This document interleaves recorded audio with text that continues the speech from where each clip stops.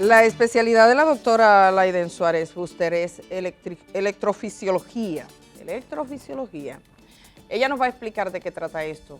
Ella nos explicaba de un modo más sencillo hace algunas semanas acá, hace algunos meses ya, que era una ocupación como el electricista del corazón, pero los que conocen a la doctora saben que es una profesional de altísimo nivel, un lujo para nosotros tenerla aquí esta mañana. Doctora, buenos días. Buenos días, Edith, buenos días a todos y buenos días a nuestros queridos televidentes. La verdad, de nuevo, gracias por permitirme utilizar este espacio para hablar un poquito de lo que es la especialidad y de las situaciones que se han estado presentando actualmente. Comencemos por el trabajo que usted desempeña. Cuando usted tiene un paciente frente a usted, generalmente, ¿cómo llegan? ¿Qué es esa parte? Usted es una doctora de alto nivel, ya está en la parte que hay una intervención prácticamente, una cirugía, una intervención grande. Y nos interesa sobre todo viendo los últimos acontecimientos que hemos tenido en el país. Bueno, mi formación incluye lo que es la cardiología clínica. Yo veo pacientes cardiovasculares, pero dentro de la cardiología hay diversas subespecialidades. La que me ocupa se llama electrofisiología, se encarga básicamente de manejar todo lo que son los trastornos del ritmo cardíaco, ya sean las arritmias cuando el corazón va muy rápido o los bloqueos cuando el corazón va muy lento. La colocación de marcapasos, que son dispositivos para evitar que el corazón vaya muy lento, y la realización de procedimientos para curar arritmias, llamada ablación, en el caso de que se presenten en algunos pacientes. A eso es que yo me dedico, además de la parte clínica. Doctora, ¿qué es un infarto? Fíjate, para definir un infarto tenemos que tener muy en cuenta que el origen puede ser diverso. El infarto lo que significa es un cese en el flujo de sangre hacia un tejido. Especialmente vamos a hablar del cese del flujo de sangre hacia el tejido del músculo cardíaco. Del corazón. Por cualquier mecanismo que esto ocurra, ya sea que hay una placa aterosclerótica o una placa de grasa que tape o ocluya la arteria que alimenta ese músculo y evite que llegue sangre, esto produce la muerte del músculo completo o parte del músculo, y a esto es que llamamos infarto. O sea, y cuando usted habla de placa de grasa, estamos hablando de, cuando la gente piensa placa de grasa, colesterol. Sí, las placas de grasas o ateromas, y quiero ser un poquito clara porque sé que estos términos a veces tienden a confundir. Las placas de grasa o los ateromas, que es lo que se van acumulando dentro de las arterias. Recuerden que las arterias son unas tuberías, ¿sí?, encargadas de llevar la sangre hacia el músculo, y esa sangre lleva oxígeno, que es el alimento de ese tejido, de ese músculo. Cuando la grasa se va acumulando, imagínense que usted vierta aceite todos los días por el drenaje de su fregadero, de su lavadero. Este drenaje va a ir pegando la grasa en las paredes hasta que se tapa, hasta que se ocluye. Asimismo sucede con las arterias del corazón. A medida que usted tiene mucho colesterol, sobre todo colesterol malo, este colesterol se va acumulando en las paredes de la arteria hasta que la va ocluyendo, y esto puede desencadenar una oclusión total o parcial de esta tubería y provocar daños a nivel del corazón, a nivel del miocardio. Doctora, electrofisióloga. Digamos la etimología de la palabra o la raíz de la palabra, electro, claramente, electricidad. Tenemos electricidad en el cuerpo. ¿Cuántos voltios tienen las personas? ¿Hay personas con más voltios que otros, con más voltaje? ¿O hay de 220, hay de 110, hay de 12, que lo midan? Hay de 12 voltios? Tenemos electricidad en nuestro cuerpo, que es básicamente lo que nos tiene vivos, pienso yo. Luego, esa es la primera pregunta. Y la segunda, doctora, ¿hacia dónde va esa electricidad cuando firmamos aquel contrato de ida y no regreso? Bueno, me has hecho una pregunta compleja y profunda a la vez, ¿sí? Tenemos que tener en cuenta que cuando hablamos de electricidad no nos estamos refiriendo a la electricidad que nosotros tenemos en la casa para encender un aire acondicionado de 18 BTU. Estamos hablando de microvoltajes, que son procesos celulares, moleculares, muy complejos, que lo que hacen es que permiten que muchas partes de nuestro cuerpo trabajen sin necesidad de nosotros comandarlas, ¿sí? Y esto asimismo trabaja el cerebro, asimismo trabajan tejidos especializados a nivel del corazón, que es donde nos estamos enfocando.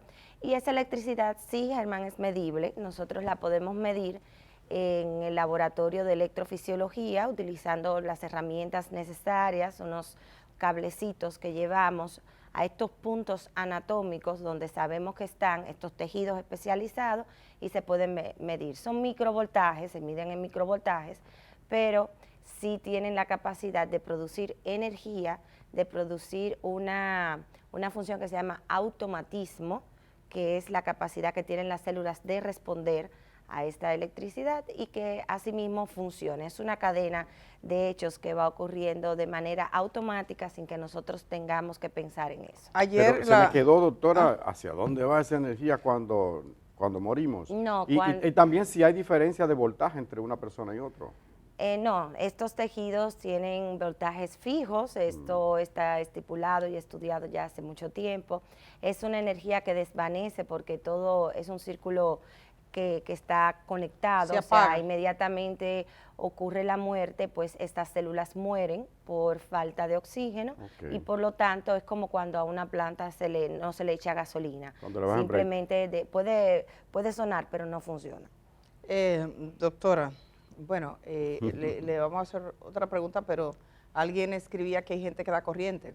Sí. Que te da corriente, pero a mí me pasa eso no es estática. Esa corriente estática no tiene que ver con lo del corazón, ¿verdad? No, para nada. Estamos hablando de un proceso físico que se llama energía estática y tiene que ver muchas veces cuando hay roces de superficies que provoca liberación de iones, vamos a decirlo así, tiene ese nombre. Y entonces cuando uno toca o ciertas superficies o ciertas personas, pues entonces produce una chispita. Y eso es un proceso físico, incluso en bachillerato hacíamos ese experimento cuando frotábamos los pies sobre una alfombra. Doctora, después tocábamos. También doctora Edith, también es una manera sutil de decirle me gusta. Oye, tú me das corriente, me ha pasado, hay gente que te dice así. O sea, que tú te la inventas la corriente. No, yo no, pero lo he visto. Pero hay que decirle, quiere decir. Lo he visto. No, es real, o sea, sí, real. Es real. El corrientazo. Sí. Mire, quédese con quien le dé corriente. Doctora, para que no lo mate. Sí, doctora, nosotros hemos tenido algunas noticias, algunas incluso cercanas que entristecen. Cuando recibes la información de que una chica joven, un chico joven en la plenitud de su vida ha tenido un infarto. Evidentemente, los datos son preliminares y eso es parte de la respuesta que yo quiero que usted me dé, cómo se determina que realmente, yo sé que en algunos casos hay verificación forense para determinar las causas de una muerte, si es en unas circunstancias naturales. Ustedes, tanto el cuerpo especializado de electrofisiología que usted pertenece como la Sociedad Dominicana de Cardiología, emitieron un comunicado conjunto en el día de ayer, hablando de su preocupación. Me gustaría que usted nos hablara de los términos de ese comunicado público, que es para la gente, y de lo que está pasando con nuestros jóvenes, de qué puede pasar. Bien. Fíjate, nosotros nos hemos sentido un poquito preocupados y realmente llamamos a consejo, nos reunimos, tenemos que emitir una voz porque lamentablemente vivimos en el mundo de la comunicación y muchas veces es la mala comunicación. Inmediatamente este tipo de situaciones acontecen. Yo siempre digo que las personas, las primeras en hablar son los más vagos porque siempre tienen el celular a cuarta ahí para emitir cosas que no son. Tenemos que tener muy claro, la muerte súbita es una desgracia, es una situación y más cuando ocurre en personas jóvenes. Y vamos a definir lo que es la muerte súbita. La muerte súbita se considera el proceso, valga la redundancia, de muerte en una persona sana o que se considera sana de manera inesperada, ¿sí? Y normalmente esto puede ocurrir en la mediana edad o en edades muy jóvenes como lo hemos visto. La principal causa de muerte súbita en la población en general, sí, son las enfermedades cardíacas, principalmente las isquemias cardíacas, que es por lo que ocurren los infartos. Ahora bien, tenemos que tener muy claro que no toda muerte súbita es un infarto. Y ahí es donde yo vengo a ser tan enfática, porque cada vez que tenemos una persona que tiene una muerte súbita, recuperada o no, y después voy a hablar un poquito de lo que significa eso, es un infarto. ¿Dónde está la evidencia de que es un infarto? ¿Dónde está el reporte de la autopsia o de la necropsia? ¿Dónde está? No toda muerte súbita es un infarto. Hay causas genéticas que se ven mucho más en jóvenes y que aquí sin un informe pericial oficial no podemos estar diciendo que es un infarto ni podemos estarle dando causa a la muerte sin tener con objetividad esta respuesta. Por eso es que hemos tirado este comunicado, por eso es que hemos emitido este comunicado para que estemos muy claros. A pesar de que sí, la enfermedad isquémica es la principal causa, no toda muerte súbita se le puede poner el nombre de que es un infarto. Doctora, le tenía una pregunta, pero ahora que usted menciona el hecho de que hay varias enfermedades que corresponden específicamente a los jóvenes, varios eventos de este tipo, ¿cuáles serían, por ejemplo, para uno saber, tener una idea, cuáles son esas enfermedades que ustedes identifican como exclusivas de los jóvenes?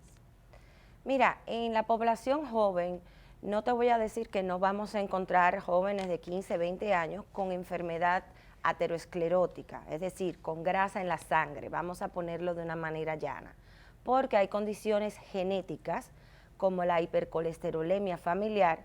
Son personas que nacen con este defecto, que producen demasiado colesterol malo y a los 20 años sí se le puede ocluir una arteria del corazón y provocar un infarto, como mismo se puede provocar en una persona ya de 60 o 70 años. Ahora bien, hay enfermedades genéticas como por ejemplo la miocardiopatía hipertrófica. Esto es una condición donde el músculo cardíaco se engruesa, se pone más grueso de una manera irregular y esto puede provocar arritmias fatales. Es una de las condiciones más frecuentes y la vemos mucho en deportistas. Tenemos condiciones como problemas a nivel del músculo cardíaco del lado derecho del corazón, como la displasia arritmogénica del ventrículo derecho, en donde ese músculo dañado puede provocar arritmias que también pueden causar la muerte. Otras condiciones que nosotros llamamos canalopatías, que tienen que ver con procesos moleculares, como es el síndrome de Brugada, el síndrome de QT largo. Ya esos son términos un poquito más complejos, pero que se pueden diagnosticar muchas veces haciendo electro o realizándole electros a los pacientes cuando van a una evaluación temprana. Nosotros tenemos por mala costumbre ir al médico cuando estamos mal. La idea que la sociedad quiere llevar es, usted la evaluación cardiovascular la tiene que hacer temprana y más si se va a involucrar en actividades deportivas. Doctora, sí quisiera abordar algunas preguntas que está haciendo la gente, pero con respecto a estos jóvenes y que inicialmente de una vez se dice paro cardíaco, hay que determinarlo mediante una verificación forense, porque pudiesen existir, dice usted, algunas condiciones incluso que no se ha determinado, porque puede parecer una persona sana. Yo sé de algunos casos que son personas sanas, que nunca requieren atención médica y es sorpresivo. Pero nosotros casi nunca acostumbramos, si una gente está como sana, llevarle al médico. ¿Usted recomendaría alguna verificación cardiovascular para chicos jóvenes, digamos que después de 20 años, aunque no tengan ningún tipo de, digamos, que no sean fumadores o no consuman alcohol, que vivan de manera sana y uno piensa que todo está bien? ¿Se recomienda algún tipo de verificación incluso a esa edad? Absolutamente. Mira, Edith, una de las cosas que nosotros estamos tratando de llevar el mensaje, cuando hay historia en la familia de muertes tempranas, es decir, una muerte por debajo de los 40, 45 años, tenemos que revisarnos, tenemos que ir a consulta con el cardiólogo y decir, mira, tuve un tío que a los 40 años tuvo una muerte, nosotros no sabemos, lo encontraron muerto.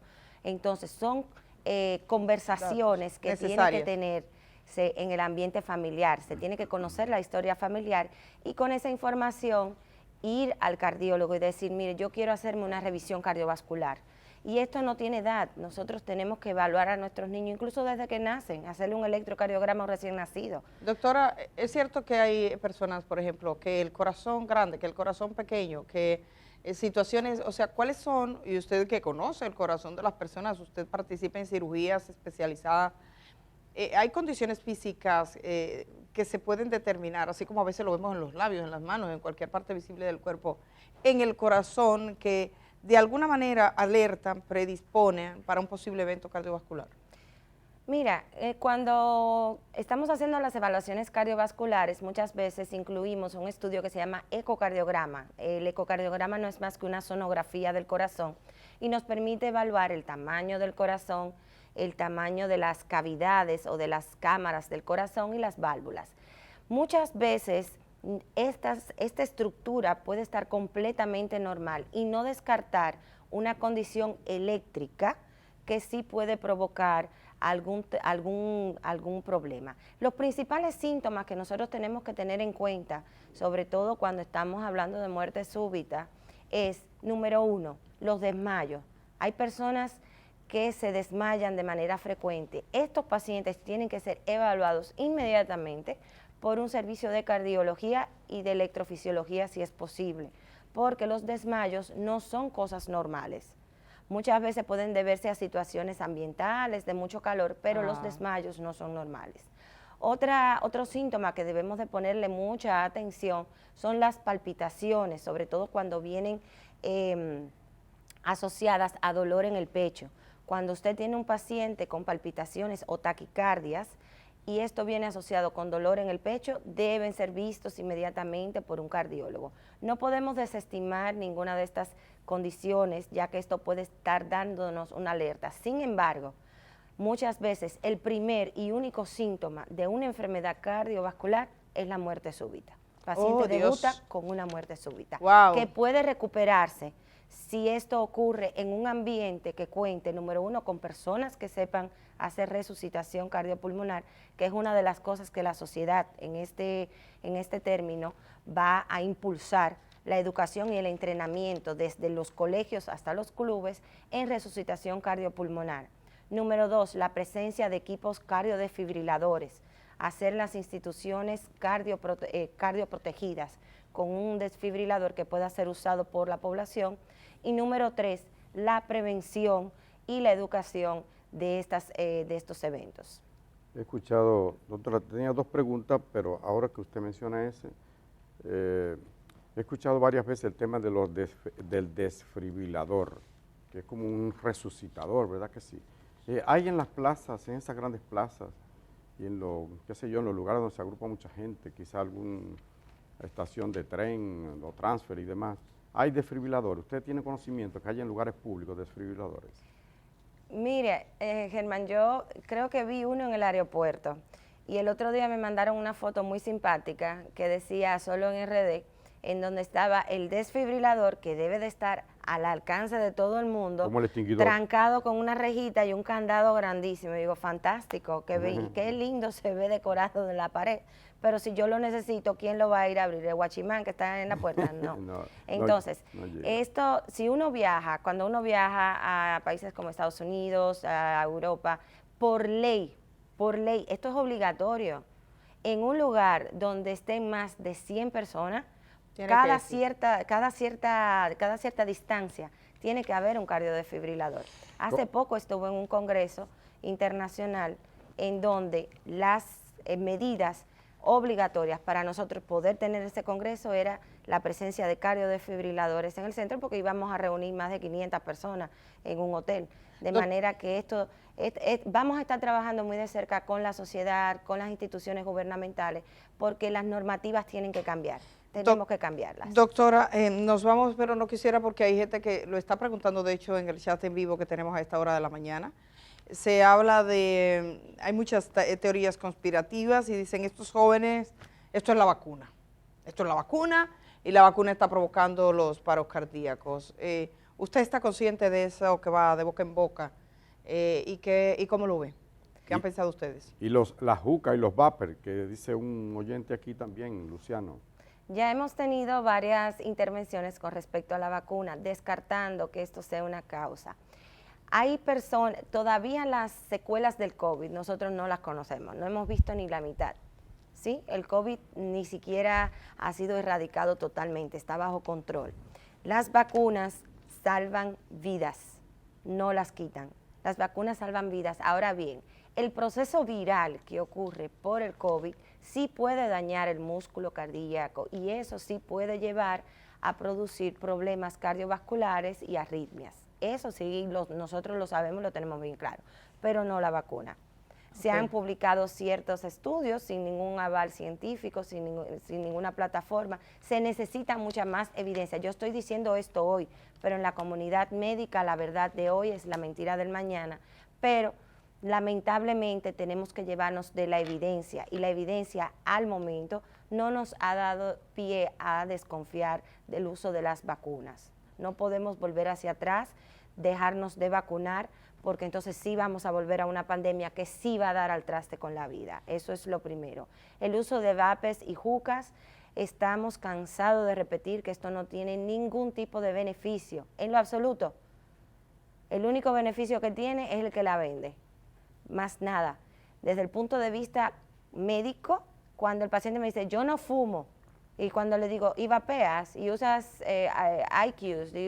Sí, claro, eso sí, eso no es cigarrillo. Para nosotros es lo mismo. El proceso de inhalar humo hace que ocurran procesos moleculares oxidativos que dañan las arterias, sea vapor de agua, sea vapor de menta, sea vapor de tutti frutti, sea lo que sea. No lo recomendamos, no lo aceptamos. El único vapor es de la cocina, porque hervir agua, vapor de agua de sal. Pero de que, verdad, de eso de estar, la verdad que es una cosa increíble. Y le hacen fumar al que está al lado, porque yo no he visto una humareda más grande que esa. Yo cuando la primera vez que vi eso dije, pero Virgen de la Altagracia, ¿qué es esto? Un señor, todo ese humo. Doctora, muchas gracias. La doctora Laiden Suárez es una de las firmantes de esta alerta, de este comunicado de la Sociedad Dominicana de Cardiología, que también está firmado por la especialidad que dirige la doctora, que es la de electrofisiología. Así que le agradecemos mucho, doctora. La doctora, ¿dónde está usted, doctora? Está en el instituto, ¿cierto? Sí, antes de decir dónde estoy, quiero dar una información sumamente importante. En vista de la preocupación, la Sociedad Dominicana de Cardiología va a tener este jueves un live vía Instagram. Pueden entrar al perfil de la sociedad Sodocardio en Instagram, al mío, epdoc.do, lo voy a publicar un poquito más tarde, epdoc.do. Sí, le voy a dar mención para que lo vea toda la gente. Esto es un live para ustedes, para la población. ¿Qué día es? ¿El jueves a qué hora? El jueves a las 7:30. ¿De la noche? Sí, quisimos hacer este live con varios médicos de la comunidad para responder las preguntas de ustedes. Es para ustedes, para que ustedes nos escriban, nos pregunten. Vamos a tener una hora donde vamos a responder las dudas y esto lo hacemos para la comunidad, para el país. Mis servicios están en las mañanas en el Instituto Dominicano de Cardiología, en Los Ríos, en donde tenemos nuestra consulta de arritmias y marcapaso y asimismo tenemos nuestro quirófano y nuestro laboratorio de electrofisiología, y en las tardes estoy en el grupo de medicina cardiovascular asociada, Torre Medical NetBed, tercer piso. Ahí estamos a las órdenes. Gracias. Y para responder y para poderles pues servir a cada uno de ustedes. Gracias, doctora. Ya ustedes saben, ahí dicen que los pacientes cuando están en manos de quien te administra la anestesia, esa gente está contigo entre la vida y la muerte, pero la doctora también. El corazón de uno en las manos de ella. Así que gracias, doctora, por estar esta mañana aquí, ayudarnos a comprender esto. Por favor, revisar, analizar y no dar paso a las teorías conspirativas. Gracias a la doctora Laiden Suárez. Nosotros vamos a la pausa.